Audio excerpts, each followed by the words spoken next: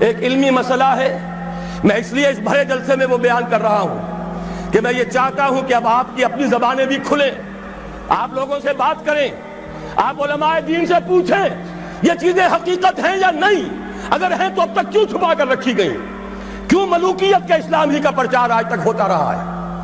حضرت عمر فاروق کا ایک اجتہاد تھا، جو ملک مسلمانوں نے بزور شمشیر فتح کیے اس کی زمینیں کسی کی انفرادی ملکیت نہیں، مسلمانوں کی اجتماعی ملکیت، یہ مسلمانوں کے لیے وقف، مسلمان نہ صرف اس وقت کے مسلمان، آنے والے مسلمانوں کے لیے بھی وقف، ان کی بہبود، مجموعی بہبود کے لیے خرچ ہوگا۔ اس پر جو لوگ کام کریں گے وہ خراج دیں گے، چاہے مسلمان ہو چاہے غیر مسلم ہو۔ خراجی زمین قیامت تک خراجی رہے گی، چاہے بعد میں کہیں ہماری بدقسمتی سے، شامت اعمال سے کوئی غیر مسلم حکمران آ جائے، پھر اگر آزادی حاصل کی جائے، سٹیٹس نہیں بدلے گا زمینوں کا، ونس خراجی آلویز خراجی۔ یہ ذرا سمجھ لیجیے علمی بات کیا ہے۔ قرآن حکیم میں ایک حکم ہے انفال کا، مال غنیمت کا، یہ سورہ انفال میں ہے، 10ویں پارے کی پہلی آیت ہے، اور دوسرا حکم ہے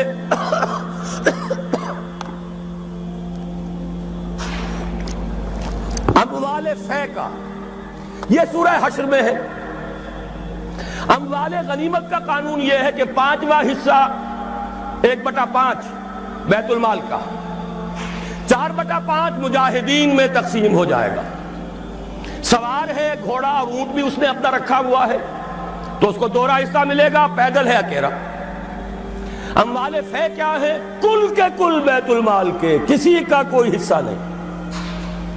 عام خیال یہ تھا کہ یہ زمینیں جو فتح ہو رہی ہیں، عراق فتح ہو گیا، شام فتح ہو گیا، ایران فتح ہو گیا، مصر فتح ہو گیا، تصور تو کیجئے، the fertile crescent of the Middle East, سارا کا سارا فتح۔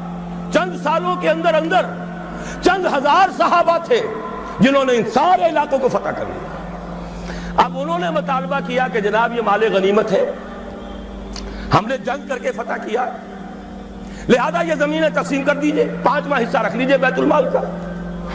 حضرت عمر نے فرمایا اگر میں نے یہ زمینیں اور یہ رقمیں تمہیں تقسیم کر دیے تو بعد کے آنے والے مسلمانوں کو کیا ملے گا؟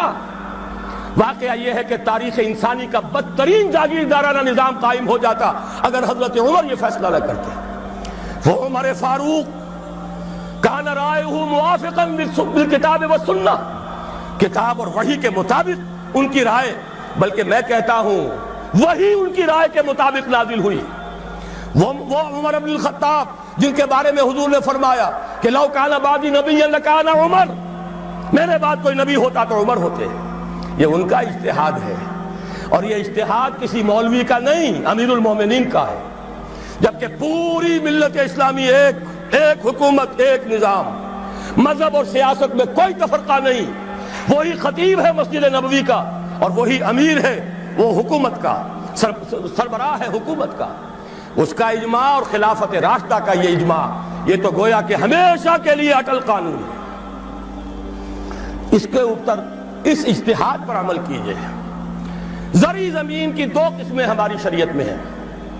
جو مسلمان لڑے بھڑے بغیر ایمان لے آئے ان کی زمینیں ان کی ملکیت ہیں، جیسے مدینہ کے مسلمان، وہ تو لڑے نہیں، انہوں نے تو خود حضور کو لے کر اور ان کو دعوت دے کر وہ مدینہ تشریف لے کر آئے ہیں، لہذا ان کی زمینیں ان کی ملکیت نہیں، ان سے عشر لیا گیا، یہ عشری زمینیں کہلاتی ہیں۔ جو زمینیں فتح ہوئی، جو ملک، یہ عشری نہیں، خراجی ہیں، یہاں پر وہ ملکیت رہیں گی بیت المال کی، مسلمانوں کی اجتماعی ملکیت، وقف علی المسلمین۔ البتہ جو کام کرے مسلمان ہو، کاشتکار، مجوسی ہو، عیسائی ہو، وہ خراج دیں گے براہ راست بیت المال کو۔ پاکستان کا یہ سارا علاقہ مسلمانوں نے بزور شمشیر فتح کیا تھا، یہ کسی کے باپ کی جاگیر نہیں ہے۔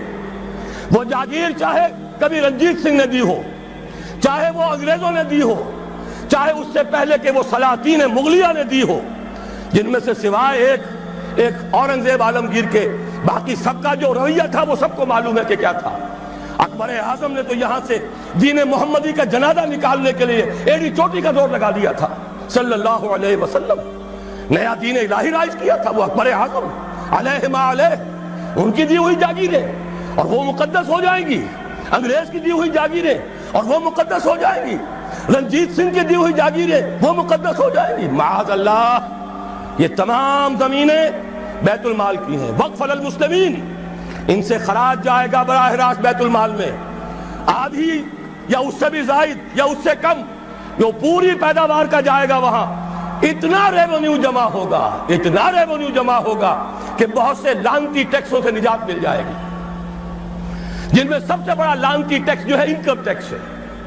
عام کاروباری آدمی یا تو ہمہ وقت کلرک رکھے، اکاؤنٹنٹ رکھے، اور پھر اسے بازار سے بھی نہیں ملتی رسید، وہ سامان لے کر آتا ہے رسید نہیں دیتے، اب وہ جاتا ہے انکم ٹیکس افسر کے سامنے بھیگی بلی بنا کھڑا ہوا ہے، جھوٹ بولے، جھوٹ حلفیہ بیان دے، رشوت دے، اکاؤنٹنٹس کو دے، انکم ٹیکس آفیسر کو دے، چھوٹ جائے گا، جان بچ جائے گی، اور اگر جھوٹ نہیں بولے گا اپنی بساط الٹ دے۔ لہذا تقریباً سب کے سب جھوٹے ہو گئے، جھوٹے حلف دیتے ہیں۔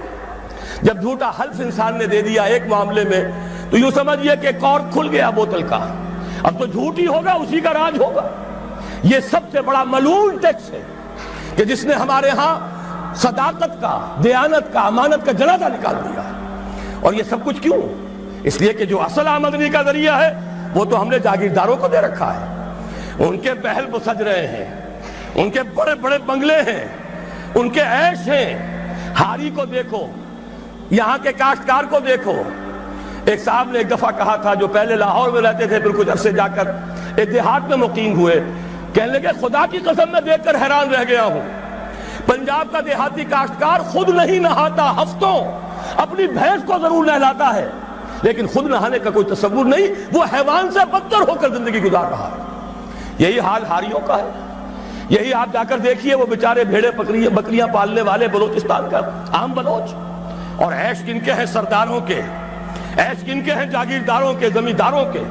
یہ سارا نظام ختم کر کے اور اس اجتہاد کی اصول پر یہ ساری زمینیں خراجی ہیں۔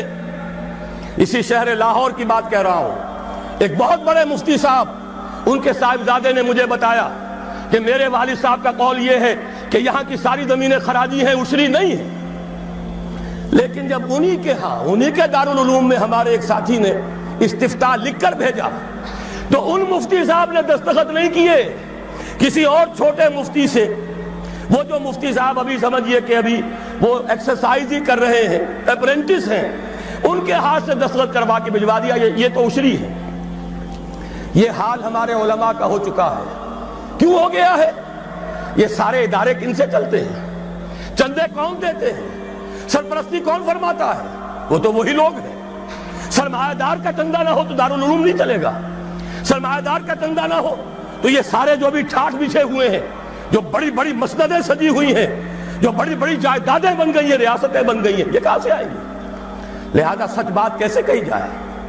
ان کے لیے ہیں مشکلات ہیں، لیکن اب ہمیں حقائق کو علل اعلان کہنا ہوگا۔ وہ جو اقبال نے کہا تھا، وہ شعر تو آپ کو سنایا جنرل صاحب نے، کس نہ باشد در جہاں محتاج کس، نقطہ شرع مبینی نس تو بس۔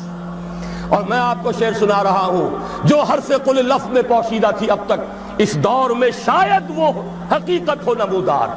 اور میں ابتدا میں کہہ چکا ہوں علامہ اقبال کی بات، میں ان کا ادنا طالب علم ہوں، ویسے میں انہیں کوئی معصوم نہیں سمجھتا، ان کی عملی زندگی ہمارے لیے مثالی نہیں ہے، قابل تقلید نہیں ہے، ان کا فکر ہے جو بہت بلند ہے۔ مجھے آج کے دور میں، اس پوری صدی میں، فکر کے اعتبار سے ان کے قریب بھی کوئی شخص نظر نہیں آیا آج تک۔ 60ویں برس میں ہوں اپنی عمر کے میں، اور مطالعہ کر رہا ہوں کم سے کم 40 برس سے۔ لیکن یہ کہ اپنی جگہ ہے، عظمت ایک پہلو سے بہت ہے، دوسرے پہلو سے وہ ہمارے لیے کوئی واجب التقلید نہیں۔ عملی زندگی خود وہ کہہ گئے، اقبال بڑا اپدیشک ہے، من باتوں میں موہ لیتا ہے، گفتار کا یہ غازی تو بنا، کردار کا غازی بن نہ سکا۔ کوئی بات نہیں، اللہ معاف فرمائے گا عمل کو۔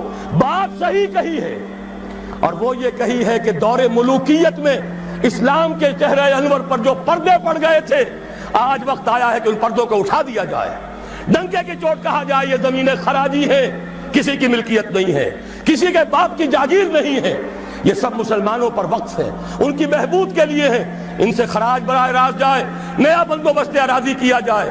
جو پہلے کام کر رہے ہیں ان کا حق فائق ہے، الفضل للمتقدم پہلے موجود ہیں جو کام کر رہے ہیں، ورکیبل یونٹ بنا دیا جائے۔ اور یہ وہ بات ہے، سن 82 میں نے صرف 2 مہینے کی خطا کی تھی، ضیاء الحق صاحب کی شورا میں 2 اجلاس اٹینڈ کیے تھے اور ڈنکے کی چوٹ کہا تھا کہ خدا کے لیے ایک کمیشن بٹھائیے، جید علماء بھی ہوں اس میں۔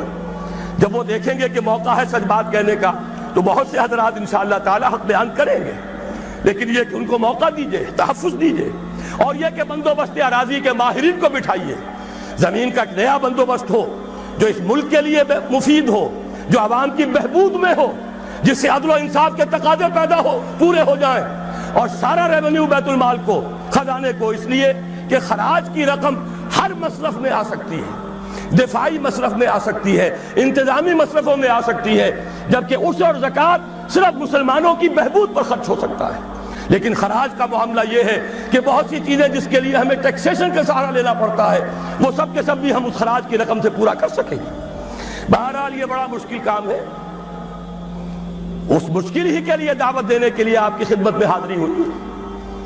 مشکل کے بغیر دنیا میں کبھی کچھ نہیں ہوا، قربانی کے بغیر کہیں اسے آپ توہین رسالت نہ سمجھ لیں، معاذ اللہ ثم معاذ اللہ، قربانی کے بغیر محمد الرسول اللہ والذین معہ، اگر کسی کو حق پہنچتا تھا کہ انہیں کوئی تکلیف نہ پہنچتی اور انقلاب آ جاتا تو وہ محمد تھے صلی اللہ علیہ وسلم، وہ حقدار محبوب رب العالمین سید الاولین والآخرین، ان کو حق پہنچ سکتا تھا۔ ان کے پاؤں میں صرف کانٹے نہیں چوبے، وہ تو ابتدائی بات ہے جب چچی بچھا دیا کرتی تھی دروازے کے باہر کانٹے لا کر، ان پر تو پتھراؤ ہوا ہے، ان کا جسم مبارک لہو لہان ہوا ہے، وہ 3 برس کے لیے شیب بنی ہاشم میں محصور رہے ہیں، شدید ترین فاقے آئے ہیں، وہ 3 دن غار ثور میں چھپے ہوئے رہے ہیں، اور وہاں آپ نے اپنے آپ کو جو ہے محفوظ رکھا ہے۔ پھر کیا نہیں ہوا؟ جنگ بدر میں طویل ترین سجدہ کیا، اے اللہ کل جو مارکا ہونے والا ہے، اگر کہیں یہ 313 میرے 15 برس کی کمائی اگر کہیں یہ کل ختم ہو گئی تو پھر قیامت تک تیرا نام لینے والا کوئی نہ ہوگا۔ حضرت ابوبکر تھے جو جھونپڑی کے باہر پہرا دے رہے تھے ننگی تلوار کے ساتھ، انہوں نے عرض کیا حسبک حسبک حضور بس کیجئے بس کیجئے۔ پھر کیا غزوہ احد میں دندان مبارک شہید نہیں ہوئے؟ کیا 70 صحابہ شہید نہیں ہوئے؟ جن میں ایک حمزہ بھی ہے رضی اللہ تعالیٰ عنہ، اسد اللہ و اسد رسول ہی تو ہے ہی، چچا بھی ہیں، خالہ زاد بھائی بھی ہیں، دودھ شریک بھائی بھی ہیں، ساتھ کے کھیلے ہوئے ہم جولی بھی ہیں۔ ان کی لاش آئی ہے، ناک کٹی ہوئی، کان کٹے ہوئے، پیٹ چاک کر کے کلیجہ چبا ہوا۔ اس کے بغیر انقلاب نہیں آیا تھا، اس کے بغیر نظام نہیں بدلتا۔ یہاں تو زرعی ٹیکس کوئی لگنے نہیں دیتا، مرکز سے ذرا سی کوئی پالیسی مجھے تو نہیں معلوم کہ کیا آئی ہوگی، مجھے کوئی توقع نہیں کہ وہاں سے کوئی خیر بھی آ سکتا ہے، لیکن یہ کہ کوئی ایسی تھی کہ وہ نازک مزاج شاہاں، ان کے لیے تو وہ بھی ناقابل برداشت ہو گئی۔ وہی آئی جے آئی کی حکومت مرکز میں، وہی آئی جے آئی کی حکومت یہاں، اور اس نے اس کے خلاف قرارداد پاس کر دی، اس لیے کہ ٹیکس نہیں دے سکتا، زمیندار نہیں، بیچارہ ایک تنخواہ دار ملازم 3000 4000 روپیہ جو آج کل کچھ بھی نہیں ہے وہ تنخواہ لے رہا ہے، ایٹ سورس اس کا انکم ٹیکس کٹ جائے گا، انکم ٹیکس کٹے بغیر تنخواہ نہیں ملے گی۔ لیکن یہ کہ ان کے لیے کوئی ٹیکس نہیں، جو ٹیکس دینے کو تیار نہیں، جن پر ٹیکس نواز شریف صاحب لگا سکتے ہیں، نہ بے نظیر لگا سکی، نہ بے نظیر کا باپ لگا سکا، نہ نواز شریف صاحب کے جو سرپرست تھے وہ لگا سکے۔ ظاہر بات ہے کہ اس کے لیے تو جب تک جانی قربانی نہیں